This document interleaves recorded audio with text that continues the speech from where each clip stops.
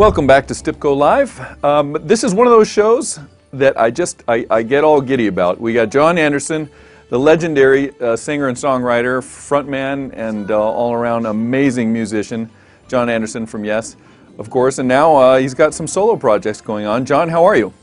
I'm doing fine. Good to see you. Good to see you as well. Last time I saw you, you were at NAMM, or I think it was NAB, or you were hanging around one of these technology booths standing next to Stevie Wonder.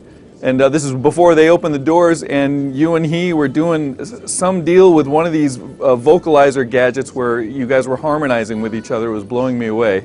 Let's get business out of the way first. The brand new digital download that's about to be released, or is it ready now? It's called Open. Tell me a little bit about this. Well, it was conceived last year. It's a 20-minute work. I actually released it on my birthday in October. And it's doing very well. A lot of people are downloading it, and it's just one of those pieces of music that came at a good time for me. Working on a larger piece of music, it's something I love doing. It's something I used to do with Yes, and it's a very exciting time to be able to do that kind of music. And I've just finished sketching out the next one, so I'm really enjoying it. You know, Yes, and Zeppelin, and the older days of Rush, and some of these bands back in the day, you know, they would do that you know, one side of the entire album as one song, that sort of epic rock. You know, what do you think happened to that? Why do you think not many people do that now? You know, everything's chopped down to little samples, or, you know, 3-minute pop songs at best. What happened to those long, you know, epic songs? Yeah, the adage in the business was to keep it at 3 minutes 33, because then you can get it on the radio. And I always look back to the White Album, and I remember that the whole one side of the White Album, the Beatles, Sure, was this incredible continuation of music.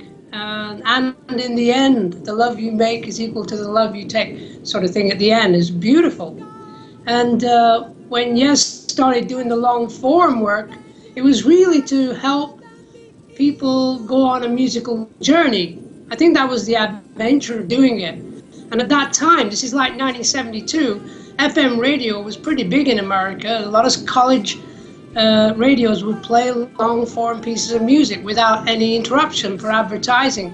So I felt we were in this new world of music being more as a journey and an adventure, and it wasn't just 3 minutes 33. So did you actually decide, you know, after you were doing 3.5-minute songs, did you say, you know what, FM college radio's opening up, KLOS is playing tons of long-side music, so now I'm going to start writing longer bits? Is that what you're telling me? No, we'd actually started already with Fragile.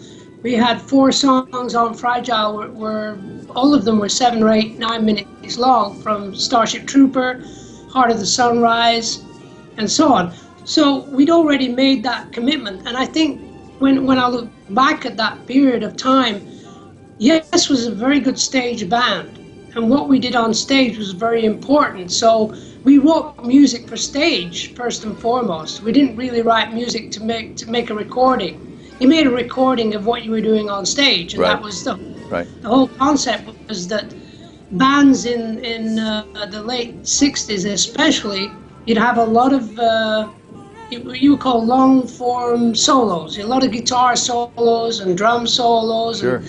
And that was okay, but yes, it was more a question of creating long form pieces and structuring them, very much like symphonic music, and that's what I was so into. So Open is a return to that possibility, and I think there's so many talented musicians out there in this world, and because of the internet, you can actually release any kind of music you want, really. Yeah, well, Open is a digital download. Do you have any intention of releasing it in the traditional format, or is it strictly going to be a download?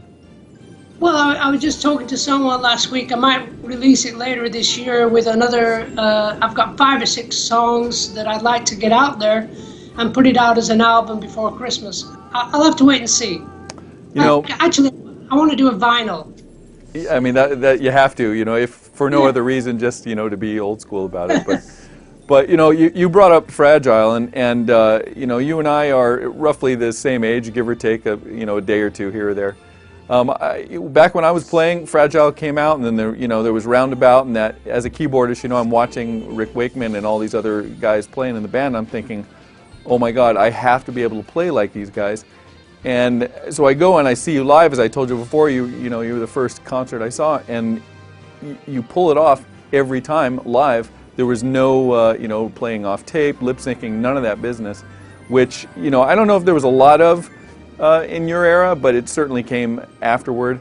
But the vocals and the keyboards were the one thing that everyone kind of said, God, can they do this live? Can they really do this live? So a long-form question of asking you, can you perform what you're doing on Open live?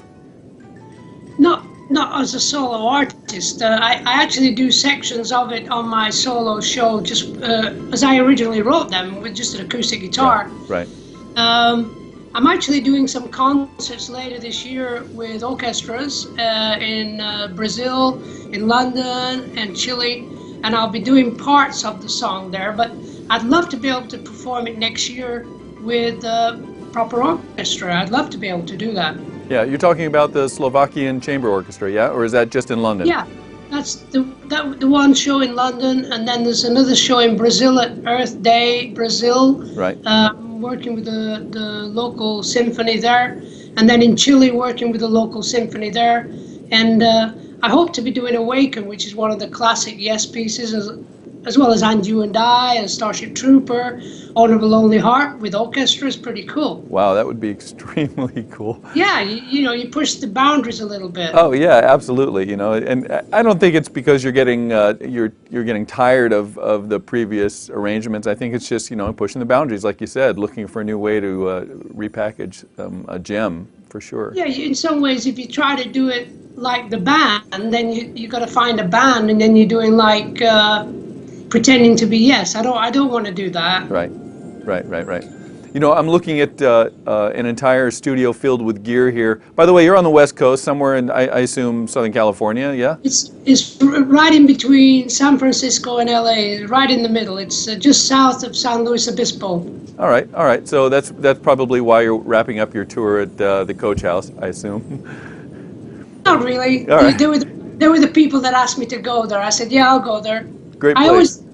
I always go where people would like me to go. I'm very flexible. Well, I looked at your tour schedule. I didn't see anything in New York City. I was a little bummed out about it because I'd be there and I'd surely drag you into the studio. No plans to do much on the East Coast here? I was there in March at BB King's, and that was a wonderful, crazy, wonderful night. Right. So, I can do it once a year, I think, is enough. Yeah, that's enough for you, I would imagine. You have the option to go anywhere, anytime. But getting back to the studio behind you, you're a technology guy. I see the Kurzweil samplers and keyboards, and you got drum machines and drum racks and all kinds of mics and such. I would imagine that you're probably gear hip enough to compose something, construct it, engineer it, and spit it out on the net, probably all by yourself. Why only one song? I mean, why wouldn't you be just pumping them out the way you did back in the Fragile days? Well, because you have nothing else to do, of course, right? No. I've got a backlog of songs, and I never release anything until I really feel inside it's really there. It's happening, and it sounds great. And I must have about 20 songs that are on the verge of being good enough to be heard by somebody else. And there's always that place where you listen to it and you think, this is right, I will release this, and then a week later you listen to it again and think, nah, it's not ready yet. Yeah, let's talk about that for a minute, John. You've got these long, magnificent songs. I mean, songs that I just grew up by and live by, and they're the ones that you turn up extra loud. They're the ones that you put headphones onto. I mean, there are details and nuances in there that you must have spent years on when you were making. At what point do you go, okay, you know what, I have to stop tweaking this, I have to release it, or A, back in those days it would be A, the label's going to fire us, or B, I'm going to go broke, or whatever it is. I mean, at some point you got to let go, right?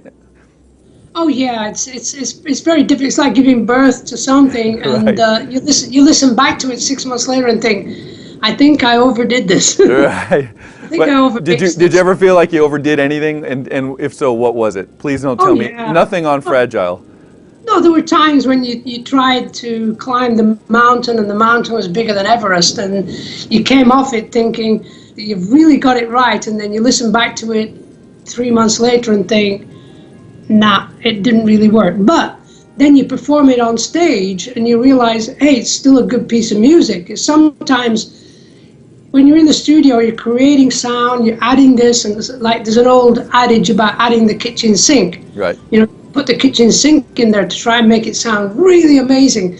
And what happens, it starts to implode, and the music gets smaller and smaller, and then you lose what you were searching for in the first place. Right. But like they all say, there's nothing like a great song. So if a great song comes along, I go, thank you, God. You know, I'm very happy. Well, you know, you're in the company of the Roger Daltrys and Freddie Mercury's, and of course the Beatles, and you know, all these fantastic singers, all of which have done these at one point in time or another, done these humongous multi-layered orchestral, you know, 1,000 different vocal layers productions. You've never really done that. You've always, I mean, I struggle to find a doubled vocal for you. You know, why the choice? I think over the last 5 years, I've been doing a lot of vocalization, it's part of the Zamran experience. Zamran is the son of Elias. Elias was the first album I ever did as a solo artist. So I've been working on this sort of tribal vocalizing, and it's something that's just coming along. It's coming along. It's like baking a big Christmas cake. It takes time. You know? All right.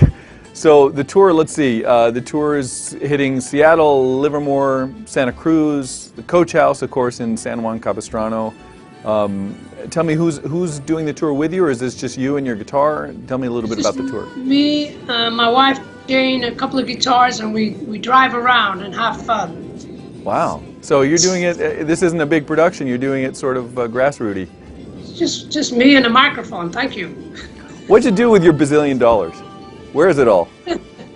No, I mean, I know you still have it. I wasn't insinuating that you don't have it anymore, but you know, you're one of those guys that, you know, you're probably worth a good 9 or 10 figures.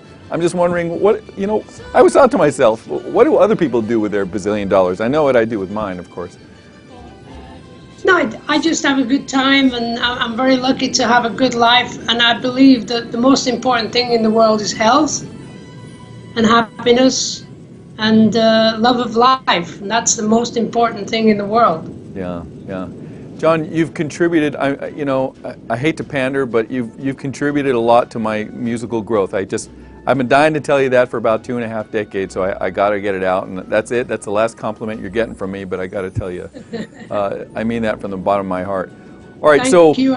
So Open is available. I would imagine they can go to johnanderson.com, of course, and find links to everything else. But and that's Anderson. I don't want anyone to spell it the non-English and Scottish, or I guess it would be Scottish and Irish, wouldn't it? I think so. Yeah. I don't. Anyway, johnanderson.com to find out about all these different links and so on. Other than the tour, you've got the digital download of Open going on. What else is in your life? Do you have a political aspiration? Do you feel much about our presidency or the war or feast, famine, anything? I'm happy to be an American. I became an American 2 years ago. Oh, congratulations. Welcome. I'm voting for the first time this year. Wow. Who are you going to vote for? Well, I like Obama. I think he's beautiful and wonderful and very, you know, he's been held down by a lot of cronies that think it's not their bull. They want the bull back, you know, and this kind of rubbish. They should all join together and get their act together and really solidify America as being a good emissary to the rest of the world, rather than, we started all this kind of, you know, the yin and yang. It's too black and white for me, and I think there's this middle road that you got to take to help to change the world for the better, you know, especially for the children of the world. So I'm all for Obama and the future of a great America. Wow. Well, I guess we're even now. You gave me Yes Music, and I gave you My Country here, so we'll call that even. But so it sounds like to me you're sort of saying that you're nonpartisan, and you're tired of all the, you know, everything has to be on the left or everything has to be on the right. You're sort of a moderate a common sense guy. Down the middle is all.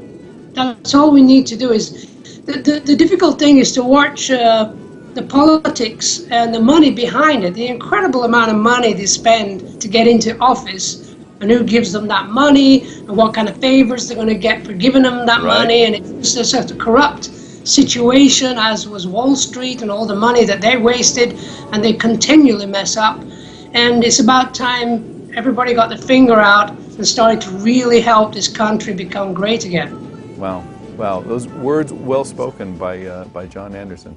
John, thank you so much. I want every single one of my viewers to make sure they go to johnanderson.com, take a look at what he's got going there tour-wise. Of course, go and download. How much does open cost to download, or is it a free download? Or $4.99. It's four songs put together and then 4 ideas put together. So I called it $1 each, $4.99. Fantastic. All right, check that out. johnanderson.com. Again, I can't thank you enough, man. You add some class to the musical end and creative end of our show here at AND Magazine, and I appreciate it, man. Thank you so much.